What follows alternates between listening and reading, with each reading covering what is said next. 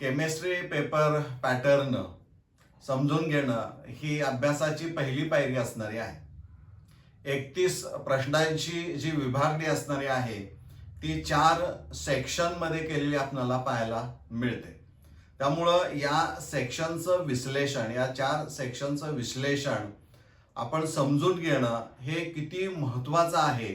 कारण त्याचं कारण असं आहे की जर आपण त्याचं विश्लेषण नीट समजून घेतलं तर वेळेचं नियोजन आणि मार्कांचं जे काही एकूण तुमचं कॅल्क्युलेशन असणार आहे ते तुम्हाला नीट किंवा व्यवस्थित करता येऊ शकतं.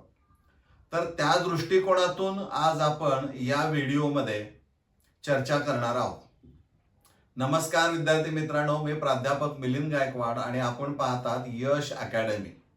आता केमिस्ट्री क्वेश्चन पेपर पॅटर्न याचं विश्लेषण म्हणजे नेमकं काय, तर तुम्हाला क्वेश्चन पेपर पॅटर्न तुम्ही अभ्यासलेला असणार आहे. कारण सराव परीक्षेमध्ये ह्या गोष्टी तुमच्या झालेल्या असणार आहेत. पण तरी देखील तुम्हाला या क्वेश्चन पेपर पॅटर्नचं विश्लेषण बारकाईनं कशा पद्धतीनं केलं पाहिजे हे यामध्ये मी तुम्हाला समजून सांगणार आहे. कारण ते एकदा समजलं की तुम्हाला चांगले गुण मिळणं किंवा प्रश्न सोडवताना कोणत्याही प्रकारच्या अडचणी येणार नाहीयेत. आता यामध्ये इथं आपण जर पाहिलं तर केमिस्ट्री हा कोड आहे 55 पेपर पॅटर्न विश्लेषण आपण असं म्हटलेलं आहे. एकूण कालावधी जो असणार आहे परीक्षेचा तो 3 तासाचा असणार आहे आणि मॅक्झिमम मार्क्स हे 70 असणार आहे. म्हणजे एकूण प्रश्नपत्रिका जर आपण पाहिली तर त्या प्रश्नपत्रिकेमध्ये 98 मार्कांचे प्रश्न असणार आहेत. त्यापैकी विद्यार्थ्यांना 70 मार्काची प्रश्नपत्रिका सोडवायची आहे. म्हणजे वरचे जे काही गुण असणारे आहेत ते तुम्हाला ऑप्शन मध्ये ते प्रश्न तुम्हाला पाहायला मिळणारे आहेत. इथं मी एकूण 4 सेक्शन मांडलेले आहेत. हे 4 सेक्शनचं एकूण सुरुवात आपण समजून घेऊया की सेक्शन ए जो असणार आहे या सेक्शन ए मध्ये 2 प्रश्न असणार आहेत. Question number 1 MCQ multiple choice question आणि क्वेश्चन सेकंड असणार आहे तो very short answer type. Very short answer type म्हणजे अतिशय कमी लेखन असणार आहे. एक पूर्ण वाक्य सुद्धा असणार नाही. अगदी शून्य म्हणजे एखाद्या प्रश्नांचं उत्तर न्यूमरिकलचं 0 येत असेल तर 0 डिजिटच लिहायचं आहे किंवा साधं न्यूमरिकल साधं IUPAC नेम विचारलं असेल तेवढं नेमच लिहायचं आहे किंवा रिॲक्शनचा प्रॉडक्ट विचारला असेल तर फक्त प्रॉडक्टच अपेक्षित असणार आहे. म्हणजे या दृष्टिकोनातून कमी वेळेमध्ये इथं तुम्हाला ते प्रश्न सोडवायचे आहेत. म्हणजे इथं MCQ जे असणारे आहेत ते एकूण 10 असणारे आहेत. प्रत्येकी 1 गुण असणार आहे. या 10 मल्टिपल चॉईस क्वेश्चन मध्ये तुम्हाला असं दिसेल की त्यामध्ये 2 न्यूमरिकल्स असणारी आहेत. आता 2 न्यूमरिकल जे असणारे आहेत ते एकूण 6 फिजिकल केमिस्ट्रीचे चॅप्टर्स आहेत त्यातले ते न्यूमरिकल्स असणारे आहेत. परंतु हे थोडेसे अवघड असतात कारण यामध्ये एकच फॉर्म्युला नाही तर त्यापेक्षा जास्त फॉर्म्युला वापरून तुम्हाला ते गणित सोडवावं लागतं. त्यामुळं हे खूप महत्वाचं असणार आहे. त्यानंतर very short answer type question जे असणारे आहेत यामध्ये एकूण 8 असणारे आहेत. प्रत्येकी गुण 1 तुम्हाला पाहायला मिळेल. यामध्ये 1 न्यूमरिकल असणार आहे. म्हणजे एकूण क्वेश्चन 1 आणि 2 आणि सेक्शन ए पाहिला तर तुम्हाला यामध्ये 3 न्यूमरिकल्स असणारे आहेत आणि 10 अधिक 8 म्हणजे 18 मार्क जे असणार आहे त्याचे हे 18 गुण किंवा हे सगळे 18 प्रश्न जे असणारे आहेत म्हणजे क्वेश्चन नंबर 1 मध्ये 10 आणि क्वेश्चन नंबर 2 मध्ये 8 हे 18च्या 18 एकूण तुम्हाला कंपल्सरी आहेत. हे सोडवावेच लागतात. कारण यातला एक जरी सुटला तरी तुम्हाला तो मार्क मिळणार नाही. तिथं 0 गुण असणारा आहे. त्यामुळे ही गोष्ट आपण लक्षात घेणं गरजेचं आहे. म्हणजे हे विश्लेषण महत्वाचं आहे. उत्तर पत्रिकेमध्ये MCQ एकदाच सोडवा. पुन्हा रिपीट करू नका. पुढे किती मार्क्स वाढले तरी पहिल्यांदा जिथं सोडवला असेल पहिल्यांदा उत्तर पत्रिकेमध्ये ते गुणच फायनल केले जातात. हा एक यातला सगळ्यात महत्वाचा पार्ट असणारा आहे. आता विद्यार्थ्यांना एक सांगणं महत्वाचं आहे की सेक्शन ए जो असणार आहे यामध्ये MCQ आहे आणि व्हेरी शॉर्ट आन्सर आहे. त्यामुळे MCQ कसा विचारला जाईल, कशा स्वरूपामध्ये असेल याचा अभ्यास तुम्हाला जर करायचा असेल तर या एकूण जे 16 चॅप्टर्स असणार आहेत त्या प्रत्येक चॅप्टरचा अभ्यास तुमचा असला पाहिजे. आणि त्याचबरोबर त्या चॅप्टरच्या पाठीमागं किंवा शेवटी आपण म्हणूया जे काय एक्सरसाइज मध्ये जे काही दिलेलं असणार आहे तुम्हाला, एमसीक्यू असतील किंवा जे, आणि सॉल्व्ड प्रॉब्लेम्स यांचं नीट वाचन, नीट अभ्यास तुमचा असणं आवश्यक आहे. त्याशिवाय हे 18 मार्काचं तुम्हाला सोडवता येणार नाही. त्यामुळं हे आपण लक्षात ठेवणं गरजेचं आहे. आता यामध्ये सेक्शन बी जो असणार आहे त्यामध्ये शॉर्ट आन्सर टाइप 1 क्वेश्चन असणार आहे. म्हणजे शॉर्ट आन्सर आहेत, यामध्ये 2 पार्ट आहे, शॉर्ट आन्सर 1 आणि 2, यामध्ये 1 आहे. आणि question section B it starts from question number 3 to question number 14. So in all there are 12 questions. So out of 12 question you have to attempt any 8. म्हणजे यामध्ये 12 प्रश्न असणारे आहेत. 12 प्रश्नामधून तुम्हाला 8 प्रश्न असे निवडायचे आहेत की ज्याबद्दल तुम्हाला 100% खात्री आहे की मी हे व्यवस्थित सोडवू शकतो. अशा प्रश्नांचीच निवड तुम्हाला करावी लागणारी आहे. आता या 12 प्रश्नांमधून तुम्हाला 8 सोडवायचे आहेत. परंतु या 12 प्रश्नांमध्ये एक तुमच्या माहितीसाठी म्हणून सांगतो की इथं प्रत्येक प्रश्नाचं वेटेज हे 2 मार्काचं असणार आहे. म्हणून हा 16 मार्कांचा सेक्शन असणार आहे. परंतु यामध्ये 2 न्यूमरिकल्स असणारी आहेत. म्हणजे एखादा सर्वसामान्य विद्यार्थी असेल तर तो या न्यूमरिकल कडे न जाता देखील 12 पैकी 8 प्रश्नांचं सिलेक्शन तो करू शकतो जर त्याला कॉन्फिडन्स नसेल तर. शेवटी न्यूमरिकल सोडवले तरी चालू शकतात. म्हणजे जर तुम्हाला कॉन्फिडन्स नसेल तर हा ड्रॉप करू शकता आणि 10 राहतील, 10 मधून 8 तुम्हाला सिलेक्शन करावं लागणार आहे. म्हणजे ह्यातला एक महत्वाचा पार्ट तो असणारा आहे. आता साधारणपणे सेक्शन बी मध्ये नेमकं काय असतं त्याचं विश्लेषण करायचं असेल तर त्यामध्ये डेफिनेशन विचारलं जाते. डेफिनेशन यामध्ये कुठेही येणार नाही, लक्षात घ्या. त्यामुळे डेफिनेशन असेल, डिफरन्स असेल, सिंपल न्यूमरिकल्स असणारी आहेत, साधी साधी छोटी उदाहरणं, गणिती उदाहरणं जी असणारी आहेत ती यामध्ये विचारली जाऊ शकतात. आणि सगळ्यात महत्वाचं सेक्शन बी मध्ये जे एकूण 12 प्रश्न असणार आहेत त्या प्रत्येक प्रश्नाचं वेटेज तर 2 गुणांचं आहेच, पण प्रत्येक प्रश्न हा एकाच चॅप्टर मधून असणार आहे. लक्षात घ्या, प्रत्येक प्रश्न एकाच चॅप्टर मधून असणारा आहे. हे यातलं सगळ्यात महत्वाचं वैशिष्ट्य असणार आहे. नाव सेक्शन सी यामध्ये शॉर्ट आन्सर सेकंड टाइप असं म्हटलं आहे. आता यामध्ये question number start from 15 to question number 26. In all there are 12 questions and so you have to attempt any 8. 12 पैकी तुम्हाला 8 सोडवायचे आहेत, each carrying 3 marks. So total weightage of this section is 24 marks. 24 मार्काचा हा सेक्शन सी असणारा आहे. यामध्ये देखील 2 numericals असणारी आहेत. हे साधारणतः हे प्रश्न सेक्शनचं झालं. पण त्यामध्ये या सेक्शनचं विश्लेषण करायचं असेल तर काय करावं लागेल, तर यामध्ये सगळ्यात महत्वाचं आहे की प्रत्येक प्रश्न यामध्ये तुम्हाला असं पाहायला मिळेल की 3 मार्कामध्ये कॉम्बिनेशन ऑफ 2 डिफरंट चॅप्टर्स. म्हणजे मार्कांचा विचार जर केला तर 3 मार्काला एक प्रश्न असल्यामुळे 1 अधिक 2 असं असू शकतं. लक्षात घ्या, म्हणजे इथं 3 मार्कांचं डिस्ट्रीब्युशन 1+1+1 असे असेल किंवा 1+2 पण असं असणार आहे. म्हणजे 2 मार्काचा एक चॅप्टर आणि 1 मार्काचा एक वेगळा चॅप्टर असंही विचारलं जाऊ शकतं. म्हणजे हे आपण लक्षात घेणं खूप गरजेचं असणार आहे. पण न्यूमरिकल जे असणार आहे ते 3 मार्काचं एक असेल, म्हणजे 6 मार्क, म्हणजे 2 न्यूमरिकलला 6 मार्क असणारे आहेत. हे आपण लक्षात घेणं गरजेचं आहे. यामध्ये आपण सांगितलं की यामध्ये महत्वाचं काय, कॉम्बिनेशन ऑफ 2 डिफरंट चॅप्टर्स. म्हणजे एक प्रश्न त्यामध्ये 2 वेगळे चॅप्टर्स वरचे प्रश्न असू शकतात. त्यामध्ये रिॲक्शन्स विचारले जातील, काही डिफिकल्ट न्यूमरिकल्स असणारी आहेत की ज्यामध्ये 2 किंवा अधिक फॉर्म्युले तुम्हाला वापरायचे आहेत किंवा काही कन्व्हर्जन्स युनिट्स मधून तुम्हाला करावी लागणारी आहेत.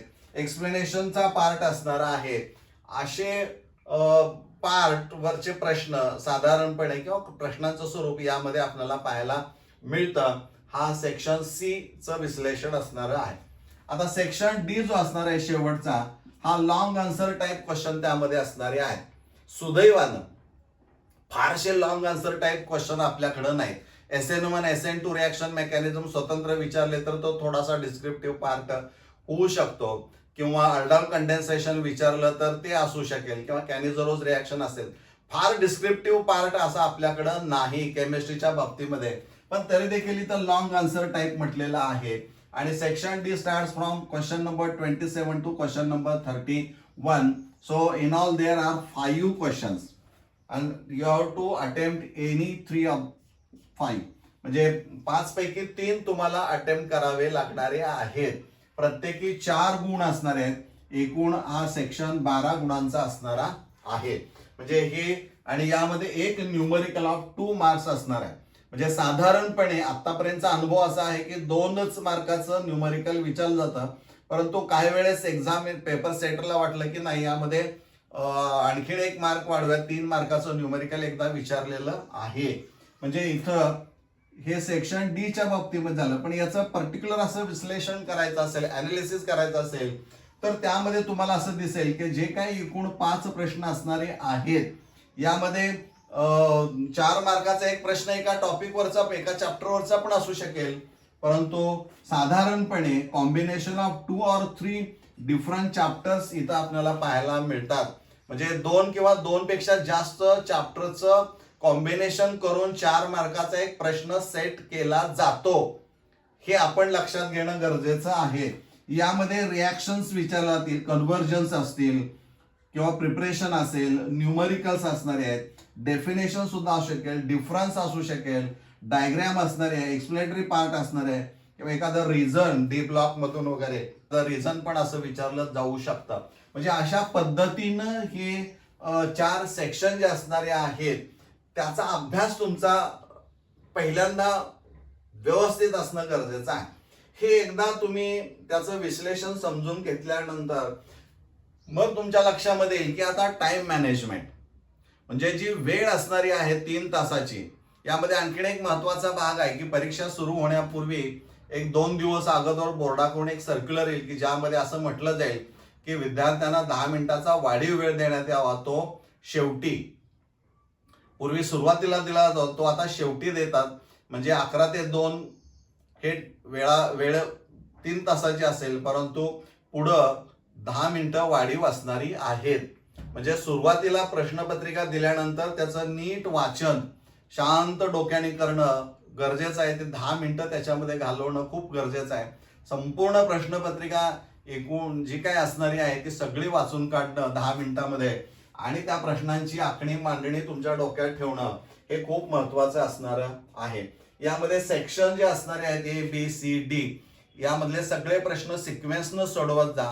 म्हणजे असेसमेंट करत असताना, कारण तुम्ही किती हुशार आहात त्या एक्झामिनरला त्याचं काही घेणं देणं नाही आहे.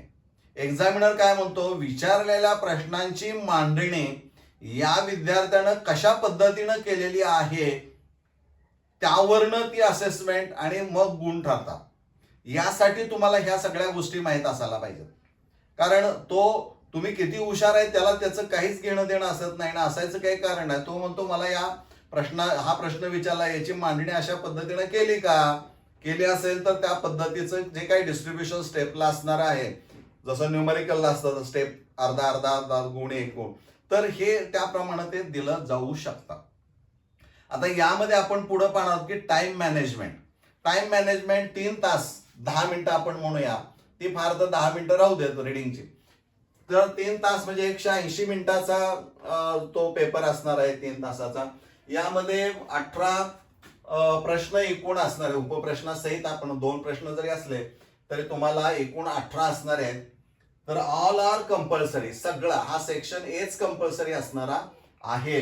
तर हा जो असणार आहे यातला प्रत्येक MCQ साधारणपणे 2 मिनिटांमध्ये सुटायला पाहिजे. म्हणजे साधारणपणे यासाठी सेक्शन ए ला जो कालावधी तुम्हाला द्यायचा आहे तो 30 मिनिटाचा असणार आहे. 18 दुनी 36 आपण धरलं तर तेवढा वेळ नाही, त्यामध्ये कमी वेळेमध्ये होऊ शकेल. म्हणजे 1 मिनिटात 2 मिनिटाला 1 सोडवत गेला तर 36 मिनिटं होतात. तर 30 मिनिटांमध्ये हा सेक्शन ए तुमचा पूर्ण व्हायला पाहिजे. मी पुन्हा एकदा सांगतोय, MCQच्या बाबतीमध्ये एकदा सोडवल्यानंतर पुन्हा सोडवत गेला तर ते गुण पहिल्यापेक्षा जास्त मिळाले तर विचारात घेतले जात नाहीत. त्यामुळे एकदाच खात्रीपूर्वक ते सोडवायचं आहे. यानंतर सेक्शन बी साठी किती वेळामध्ये तो सुटला पाहिजे, तर यासाठी टाइम जो असणार आहे तो एकूण सेक्शन बी ला 50 मिनिटांमध्ये तो सुटला पाहिजे. 50 मिनिटांमध्ये हा प्रश्न म्हणजे सेक्शन बी तुमचा पूर्ण सोडवून झालेला असला पाहिजे. म्हणजे यामधले 8 सोडवायचे आहेत. तर प्रत्येक प्रश्नाला किती मिनिटं लागतात साधारणपणे मी टोटल दिलेला आहे. सेक्शन बी ला 50 मिनिटांमध्ये तो पूर्ण सोडून व्हायला पाहिजे 8 प्रश्न. जर एखाद्याला वाटत असेल की ऑप्शनचे जे काय प्रश्न आहेत सोडवायचे 8 सोडून, ते तुम्ही सोडवू शकता जर तुमचा कॉन्फिडन्स लेवल तेवढी जास्त असेल तर.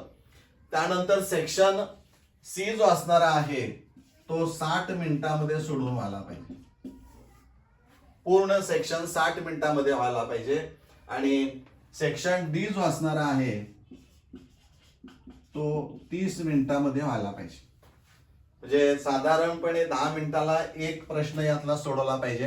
कारण यामध्ये थोडंसं डिस्क्रिप्टिव्ह पण असतं, रिॲक्शनचा पार्ट असतो, मग तिथं तुम्हाला विचार करावा लागतो रिएजंट कोणतं, हे कोणतं, डायग्राम पण असण्याची शक्यता नाकारता येत नाहीये. त्यामुळे इथं या पद्धतीनं जर कॅल्क्युलेट केलं तर हे साधारणपणे 170 मिनिटांचा कालावधी होतोय. 10 मिनिटं प्लस तुमचे उत्तर पत्रिकेची फेर तपासणी करण्यासाठी. 10 मिनिटांमध्ये पुन्हा उत्तर पत्रिका जी लिहिलेली असणार आहे ती सगळे एकदा नीट नजरे घालून घाला. त्या प्रश्नाचं उत्तर बरोबर लिहिलंय का, प्रश्नाचा नंबर लिहिलाय, हे सगळं नीट समजून घेणं खूप गरजेचं आहे आणि ते तपासणं गरजेचं आहे. नाहीतर शेवटच्या क्षणापर्यंत का पेपर हिसकावून घेईपर्यंत जर लिहित असाल तर त्याला काही अर्थ असणार नाही. त्यामुळे शेवटची 10 मिनिटं ही तुम्हाला उत्तर पत्रिकाची पुनरावलोकन ज्याला आपण म्हणतो ते करण्यासाठी तुम्हाला रिझर्व्ह ठेवावे लागतात. 1 पासून 31 पर्यंत सगळे प्रश्न नीट सोडवलेले आहेत का, त्या नंबरला त्याची उत्तर आहेत का, याची खात्री जर आपण केली तर तुम्हाला कुठेही अडचण येणार नाही. त्यामुळे एकदा क्वेश्चन पेपर पॅटर्न समजून घेणं, त्याचं विश्लेषण समजून जर आपण घेतलं तर येणाऱ्या परीक्षेमध्ये तुम्हाला कुठेही अडचण येणार नाही. त्यामुळे हा व्हिडिओ जर तुम्हाला आवडला असेल तर तो लाईक करा.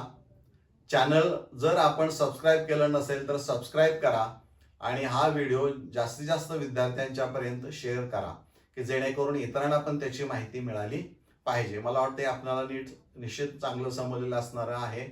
आपण आता इथं थांबूया. धन्यवाद.